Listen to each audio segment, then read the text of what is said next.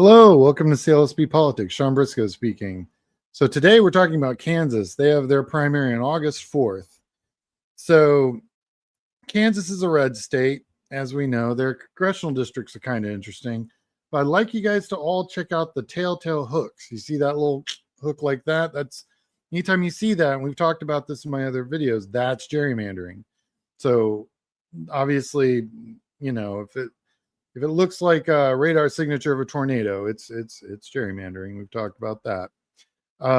Yeah, all of these congressional districts are in and around 40%. District 3 is probably the best one to look at for the Democratic Party, but also a heavy lift. And yeah, it's rough. It's Kansas. What do you want? So you've got, you know, West Kansas, it's pretty red.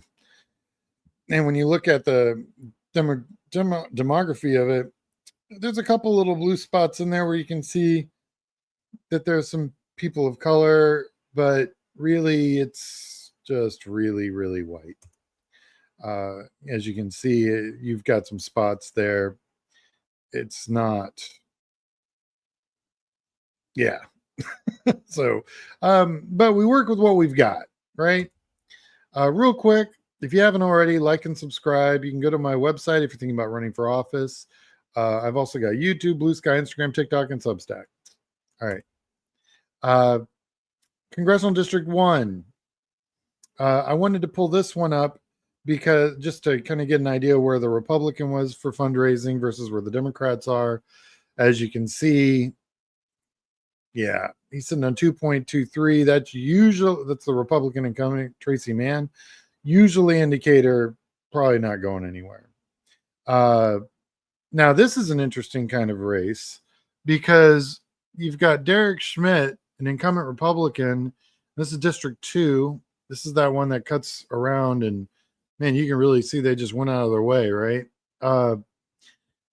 Only sitting at $451,000, which you're like, oh, that's a lot of money for an incumbent congressman. Usually they're looking more like his friend next door, over 1 million. He's sitting at under half. And he's got a little bit of debt that's really nothing to look at. But Dan Coover is actually raising some money. He's got $105,000. That's cash on. That's in September 2025. So I'm be curious to see where this guy's going to be, you know, come January when the reports come out. District 4. I mean, like I said, the Republican incumbent sitting at 1.49. Yeah, no reports on any of the Democrats. I'm not sure what they've raised yet, but that's a hard district to win. And that's kind of the race.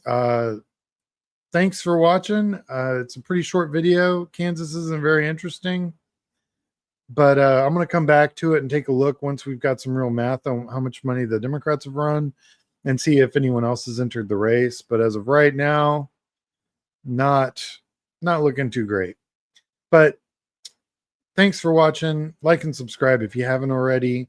My subscribers are growing, and I really do appreciate it. All right. Hope everyone has a great day. I will talk to you guys later. Bye.